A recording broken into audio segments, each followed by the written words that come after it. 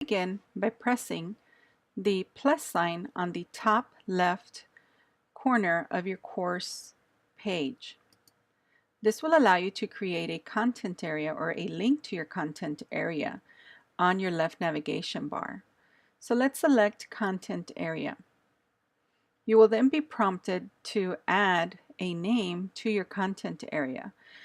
I recommend you use names that will correlate to these modules that will be included in this link. They can be simple names like learning modules, course modules, or semester modules. You want to keep something simple that the students will understand and will relate to.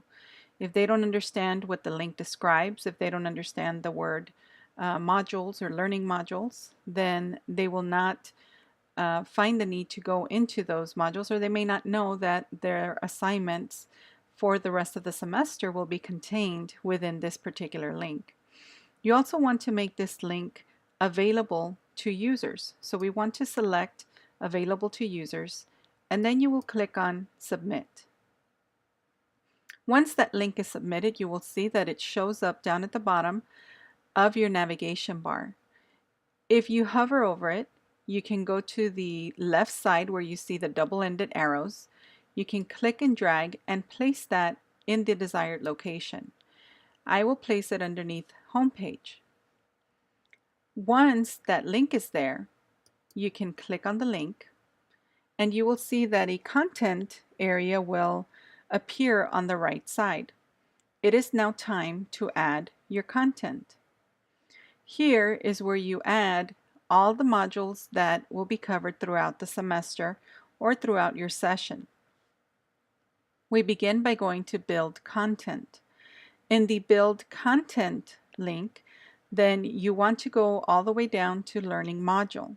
That is what we are going to be creating today, a learning module. Once you select the learning module, you will get a window that displays a series of options. We begin by selecting again a name for our module. If you are doing weekly modules, you may end up with 15 or 16 modules if it's a normal semester for 15 weeks or 16 weeks. If you have a smaller semester or if you have a summer semester, then you will add less modules. That's on a weekly basis. If you want to arrange your modules in a different way, perhaps to reflect the content of a book, or if there is a set structure that your department has adopted for that particular course, then that will determine the number of modules that you will have for that semester. And we begin here by adding the name of the first module. I recommend that you start with adding a number or a week number to your module name. This will allow the students to always know where they are at or where they left off when they are going through your modules. We can begin typing and put module 1, list this as module 1. And in my case, I have a series of items that I have used, so it's giving me some smart choices here that remembers the choices that I have used in the past. Let's begin by using introductory assignments, module 1. Let's say that my first module will have these introductory assignments. I also have the choice of adding a name or a color to the name of my module. This can help in organizing or structuring your modules visually, or if there's a set theme that you are using to display the module names, then you can select a color. Otherwise, you can leave it as a default of black. These colors will change with the scheme that you choose for your overall class. Next, in the text box, here you can add a course description or a module description. The module description should contain information that is pertinent to the contents of the module. If you want to list the assignments in this case, you can. If you want to give an overall basic outline of what is going to be contained in the module, you may do so. Or you may keep it very simple, and in this case, if they are introductory assignments, I can just put a brief description and say that this is a series of introductory assignments to be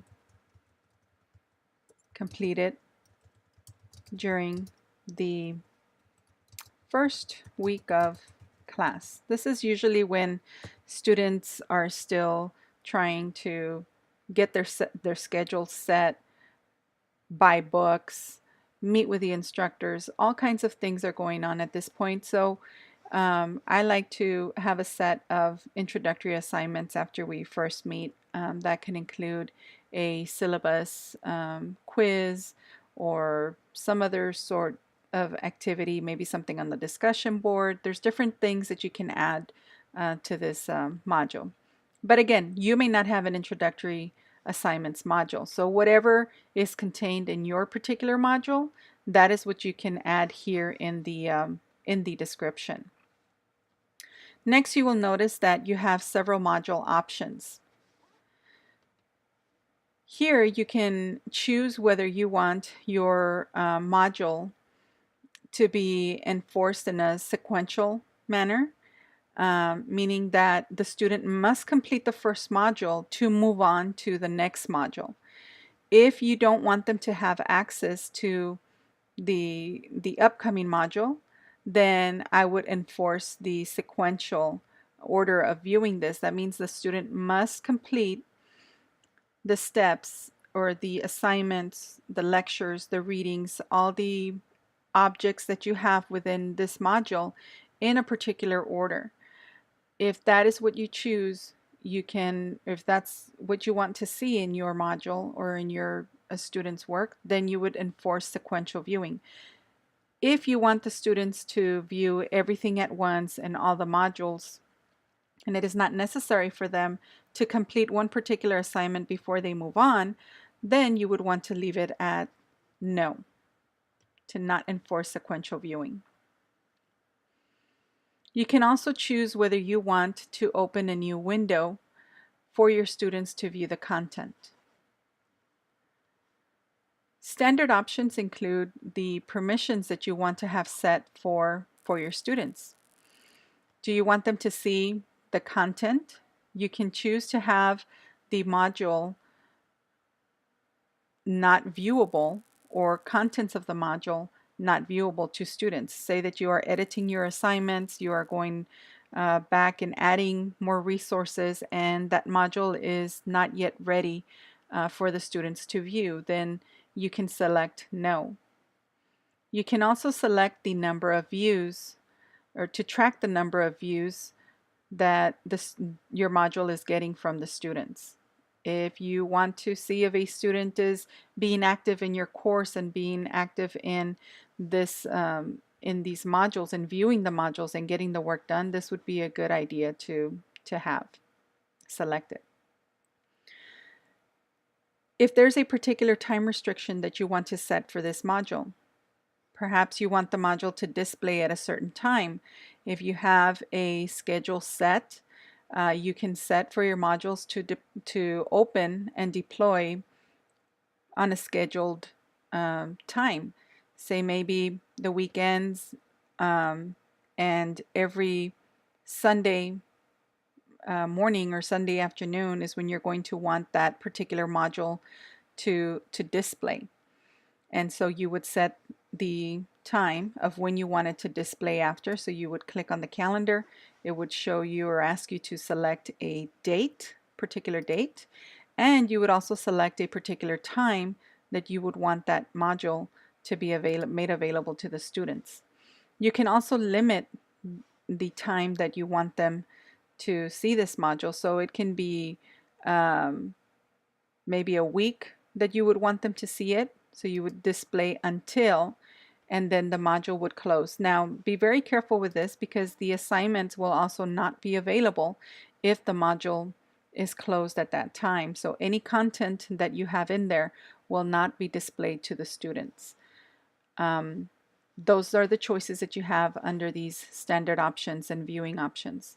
Finally, you have table of contents. And this is basically how the content will be viewed in your module. Whether you want to show a table of contents, and if you do, then how do you want that displayed? Do you want the hierarchy to be shown in letters? Do you want it to be mixed between numbers and letters? Numbers only or Roman numerals? You can choose what type of display you want for your module. And that is it. You have now finished all the options in creating this module, and you can click on the Submit button. And once that is submitted, you will see your very first module created. And you will also see the description for that module listed in there.